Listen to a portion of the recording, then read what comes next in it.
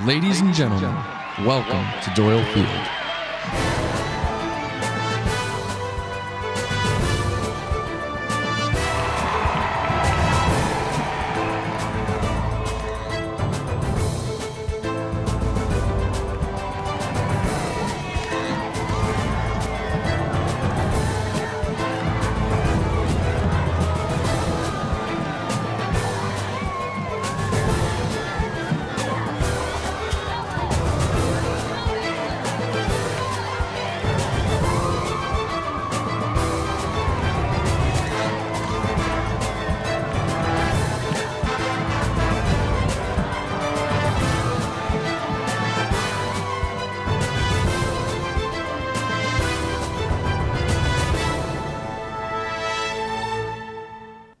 Hello and welcome to the Week 7 edition of the Coach's Corner on Leominster TV.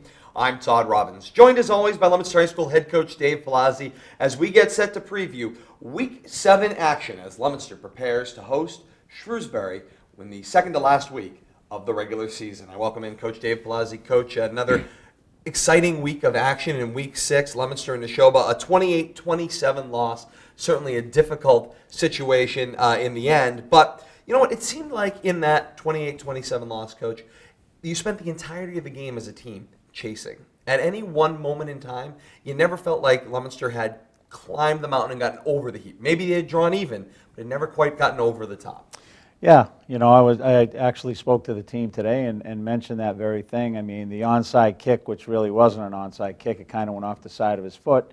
You know, that was doom and gloom right there after they scored and we thought we were going to get the ball back. And then when our defense needed to get a 3-and-out, they did. And then our offense, when we needed to score, we did. So I saw some great things at the end of the game. I mean, we didn't finish off the deal in the end, but you know, the mere fact that we had so many penalties and we really, you know, we had our ups and downs, but the show did such a nice job against us. They kind of forced us into a lot of those errors. So, you know, at the end of the day, we worked hard. We came back, and we just came up a little short, and we have a lot of things we got to work on. It's not often throughout this season you guys have been chasing points, and throughout that entirety of that first half, you guys were chasing points. Did it put you guys a little more off kilter than perhaps you were used to?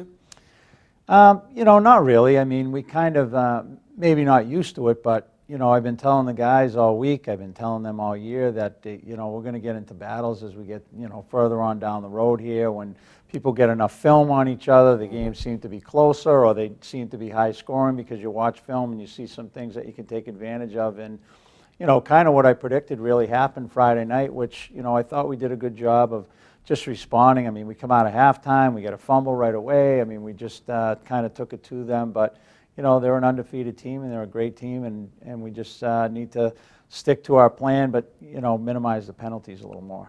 On the offensive side of the ball, it certainly seemed like you guys were struggling from a timing standpoint. Noah had a slow start connecting with his receivers in this game, which has not been typical over the last few weeks. Certainly something that they just seem to be struggling with timing. What was the Neshoba defense doing that was kind of throwing the timing into a little bit of difficulty? Well, we called a few plays, and usually when you call some plays, I mean, we have other plays to check out of those plays, and, you know, I really wanted to see what they were in. So the beginning of the game, you know, in fairness to Noah, both plays that were called were terrible situations for us. He really didn't have anywhere to go. I mean, he threw a slant and the safety was there, and then they had 4 over our 3. So, you know, we got to change that up at the line or go to another play. But it took some time to see what they were doing in different situations, and we tried to do the best we could. And I think as the game progressed, we kind of took advantage of some things that they did. But you know, it just comes with the territory. Let's talk about the sequence going into halftime a little bit, because I think some people don't appreciate at least some of the decision-making and some of the execution that happened there. You're moving the ball down the field. You get down in the waning seconds, about 5 seconds or so. You run the field goal team on the field initially, and then suddenly something dawned on you, and you ran them back off, and you ran the offense back on the field. There may have been a timeout in the sequence as well.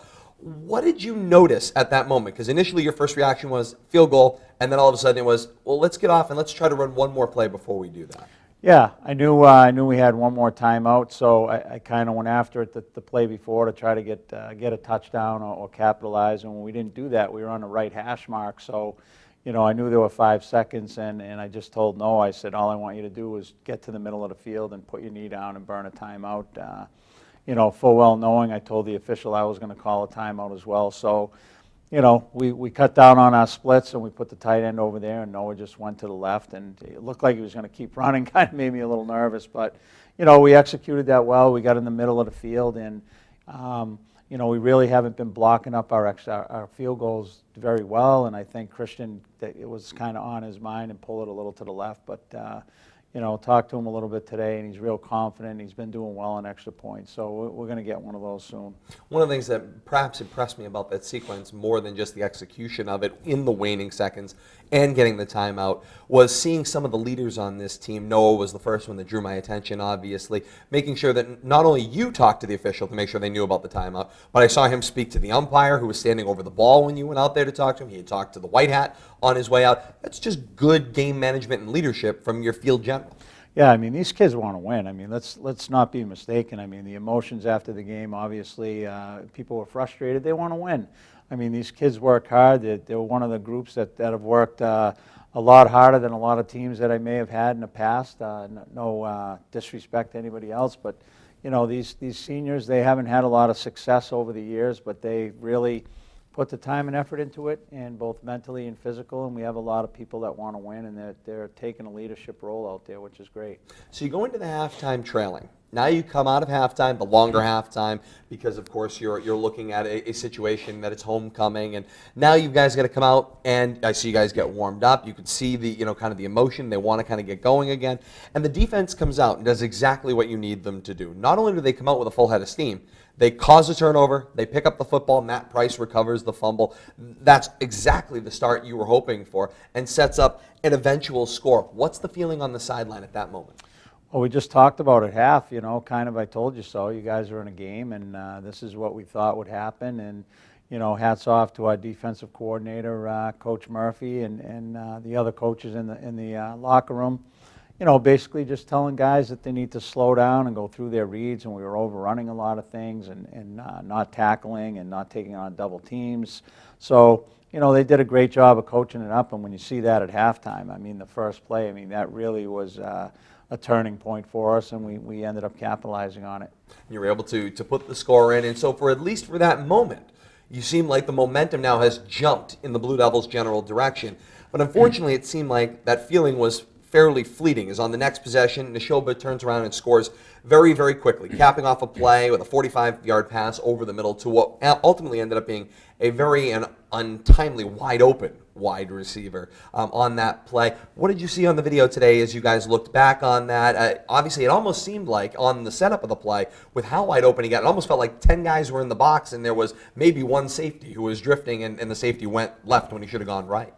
Well, I mean, first of all, let's run back. I mean, we get the ball down to, I don't know, they take it out to the 35-yard line, and then we get a 15-yard penalty, which takes it to the 50, and then we get an offsides penalty, which takes it to the 45. So now that we got them in their end, and then all of a sudden, because we don't want to use our brains, we end up giving them the ball on our side of the field, and they go with a play-action pass. And in defense, it's all about doing your job and not try to do other jobs. And, our safety had one of the receivers man-to-man, the guy that scored, but the other receiver came out, so he basically had two guys coming out at him, and he kind of played it in the middle and kind of guessed that he was going to throw to the flat. And, he has a guy going down the middle of the field, and, he ends up being wide open. But, it's not for lack of effort. He's got two guys coming out there, but ultimately his guy was going to cover him, so we cleaned it up. But, that's the risk you take when you're trying to defend a team like that. You really have to do those types of things. And, nothing on any one guy. He's got two guys he's got to cover, and they just had a big play on us. Now, is that one of those cases where obviously because of their consistent running attack and what they're showing and showing and showing play after play after play, if they jump into that same formation and just by selling a little play action fake, it creates that indecision in the defense, which then opens up an opportunity for a guy to get about as wide open as I've ever seen a wide receiver get? Yeah, sure, but still, I mean, you go back to the kickoff. I mean, we can't be taking swings at people for 15-yard penalties in a game like that. It's just it's total idiocy. You can't do those things, and that's one of the things that really angers me is those mental errors. You have to walk away. We stress it all the time, and that kind of set that play up. I mean, we had the momentum going, and 2 penalties, and then they pull that play on us. Obviously, it's a great play because they run, they lull you to sleep, and then, we get caught. But that's a team thing. That's not one guy breaking his coverage. It's the way our team played up to that point. I mean, we're out there working, and then the whole momentum changes. The whole way you think, what you do changes entirely. So, you see it every week in college and the NFL. So, we had to battle back from that as well. And from a point of battling back, you guys never quit in the football game. Continued to battle back. Eventually get yourselves back into the game. You're scoring twice. Ultimately, you get this game down to a 1-point game with 16 seconds to play. And this, of course, is the question that everyone's dying to know about. What's the thought process? 16 seconds to play. You hit decision time. Everyone wants to know. It's kick versus 2-point conversion. What's the mindset on the sideline? Well, I just looked at 2 out of our 4 touchdowns. I mean, we were both of them were on 4th down. We had a hard time scoring from the +10 going in against them. The defense, the field shrinks tremendously, and I didn't feel good about getting the ball in the end zone in overtime.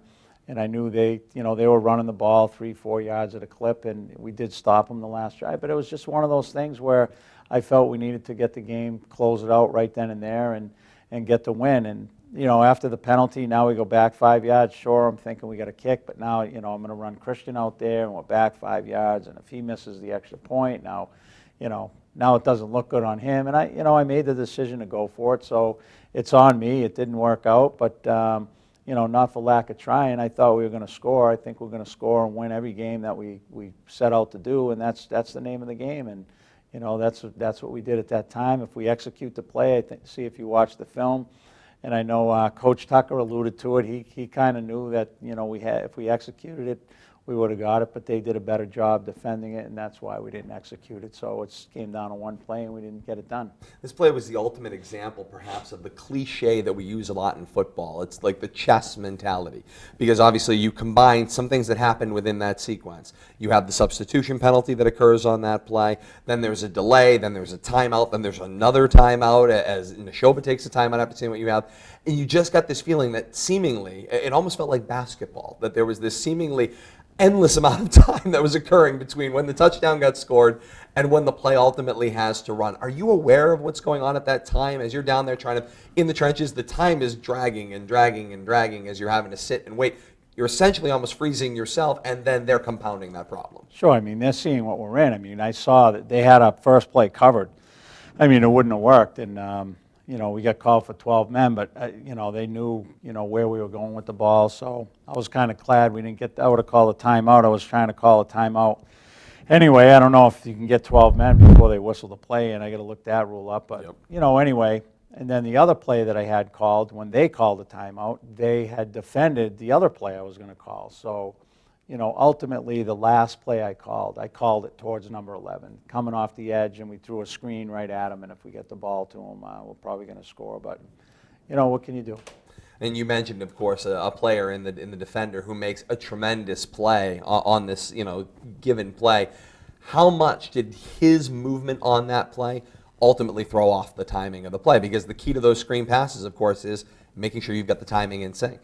Well, we got our tackle's got to pick him up. We kind of had 2 guys on one, and our tailback's also got to chip him and slow him up a little bit as well if someone's coming in free. But it's not like we run those plays 50 times over and over again. So, my motto is, how many times do we practice these things? And if we're not practicing it 3 or 4 or 5 times before the game, I'm not going to yell at guys. That's just the way the offense we run. If we're running a play we've been running all year and all of a sudden we don't do what we're supposed to do, that's different. But, we hadn't run that play a lot, and we had an injury to one of our tackles. We had to swap tackles and things like that. So, Cuddy, he's got to go to the left side, which he's not used to playing. And, that's just the way it works out. We win as a team and lose as a team and move on.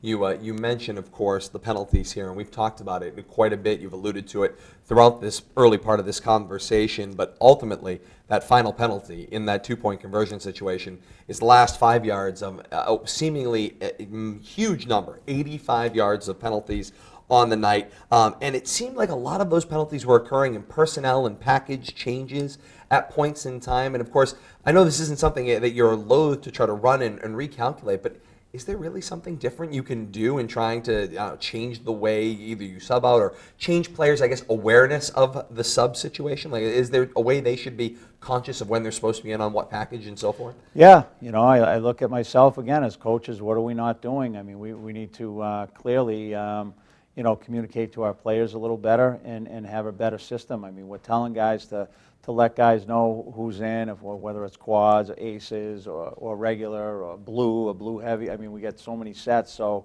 we just have to do a better job as coaches and players to get that done. And if I'm in the stands seeing that, I'm just as frustrated as anybody would be. And, we just have to work on those things to get it done.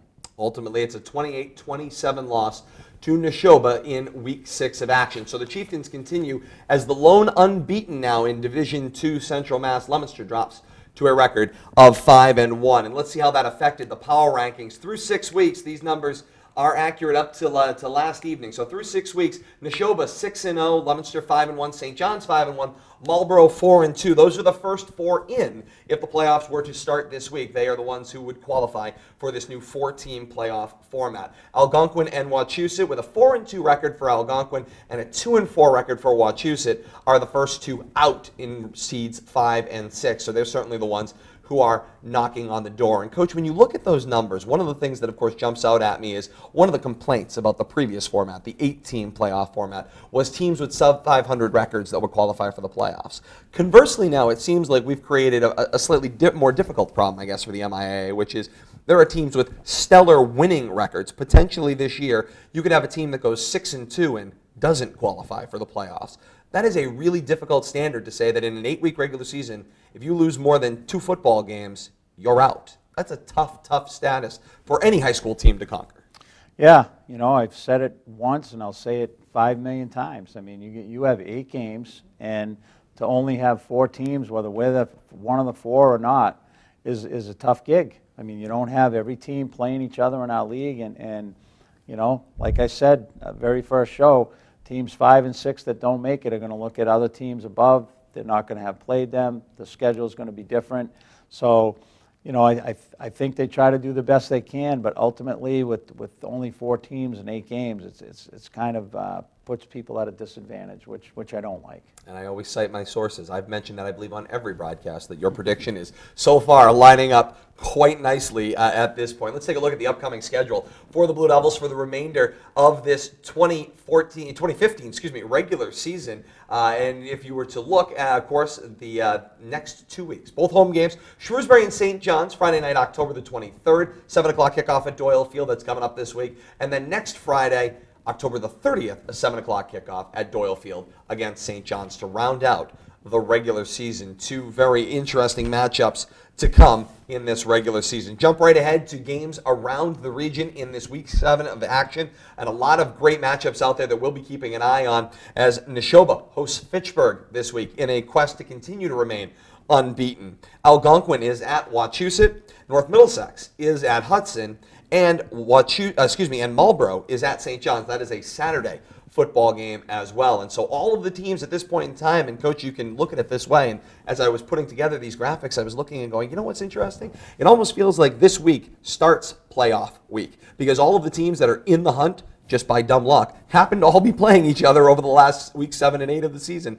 Everybody's in the hunt. Every game now matters. The playoffs really begin right now. Yeah, I mean, teams 3, 4, 5, and 6, St. John's, Marlborough, Algonquin, Wachusett.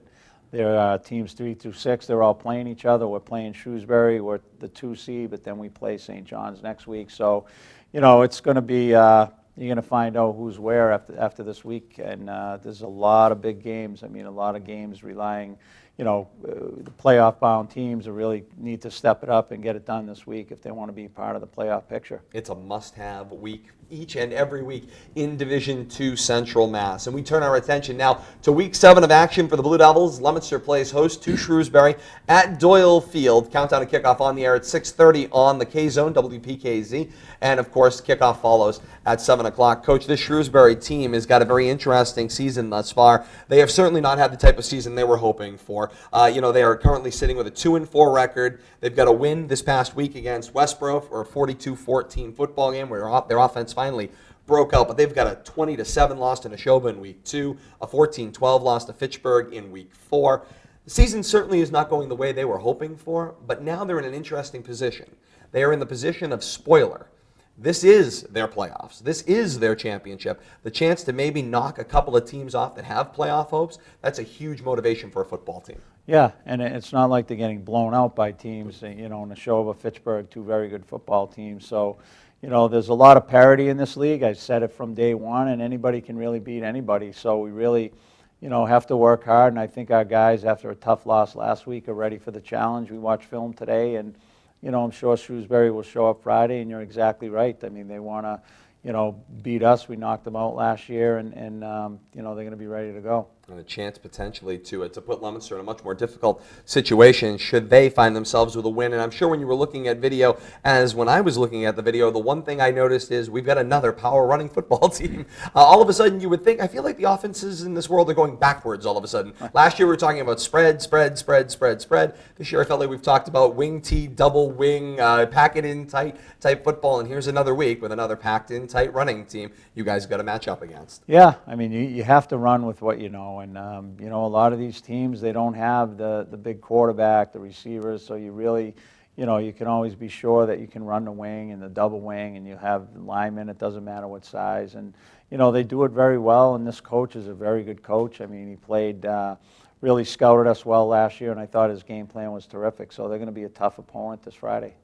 How about the blocking situation here when you're looking at your inside defense in particular? It was a place that a few teams now have seen on video and have capitalized and attacked. It seemed particularly, Neshoba did it again this week, and obviously, as you said, everyone's got film on everybody now, so there's no more secrets. Clearly, in the interior part of that line, in that A gap, there's clearly something going on. What's the challenge to your defense on the interior? We just have to do our job. I mean, we have to stay with our gaps. We can't overrun things. We have to, strike people. I mean, we got to get off the ball and not catch blocks and try to look where the ball's going. And then, you're getting ridden out to sea into our linebackers. And, they get 4 or 5 yard gains. That's really what's happening. So we have to stay home and work hard and just continue to get better. I mean, it's not like we're out recruiting 6'5", 270-pound guys. We get guys that work hard, that want to learn, that are in there trying to get better, and we love coaching them, and we feel strongly about their work ethic and getting better and getting the job done. And we find that each and every week, it seems like when you go out to the edges, anybody who wants to go off tackle is going to find themselves in a world of hurt because the defense gets to those edges. You get the help in the secondary. Are there things that other levels of the defense can do to help out that front line and that front kind of wedge, if you will? Yeah, I mean, you can start sending the house, but then you get bigger plays. I mean, we haven't had too many big plays in the run game. I mean, although it's painful sometimes to watch, 3 yards, 4 yards, 3 yards, first down, 4 yards, 5 yards, 1 yard, Yep. I mean, that gets frustrating, but if we get better at that, then it's 2 yards, 3 yards, 2 yards, punt. So that's what we're trying to get to, and we're not going to change a whole lot up. We're just going to try to get better at what we do. I mean, go ahead. No, you're absolutely right. And you point out what I think is the thing that people don't calculate, which is there are trade-offs. If you make an adjustment to try to shore up maybe the center part of the line or what have you, what are you choosing between? You're choosing between shoring that up and trading off somewhere else, and like you said, maybe exposing yourself to a big play. Yeah, I mean, it's like Curly letting the water out of the boat by putting more holes in it. I mean, more water's coming in, and it's just not really going out, so...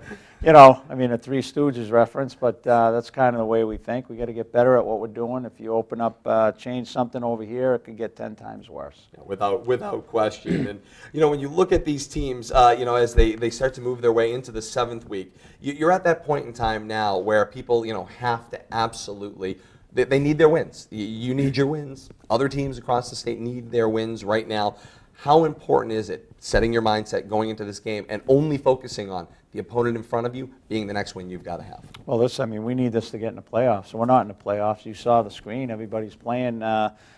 We need this game. This is a playoff game to us, and that's what I'm going to present it to our team. And, we need to cross the T's, dot the I's, the whole 9 yards, special teams, penalties. I mean, we need to start to reel that stuff in and start playing playoff football this week and Friday night. And playoffs do begin right now for Leominster and Shrewsbury coming up this Friday night. Coach, thank you so very much as always. And it is Leominster and Shrewsbury this Friday night, October the 23rd. Countdown to kickoff on the air at 6:30 on the K-Zone WPKZ. Kickoff to follow at 7 o'clock. Game at Doyle Field, come on out. Forecast looks good, like a great fall evening, maybe even some warmer than average temperatures. So come on out, be a part of this, be the 12th man for the Blue Devils. Come on out to Doyle Field, buy a ticket. Great crowd there last week. We want to see those great crowds continue all the way through the regular season and on into the playoffs. Leominster TV will be there as well for replay coverage available throughout the week and on demand at Leominster.tv. For Leominster High School head coach Dave Palazzi, I am Todd Robbins saying thank you so very much, and join us next week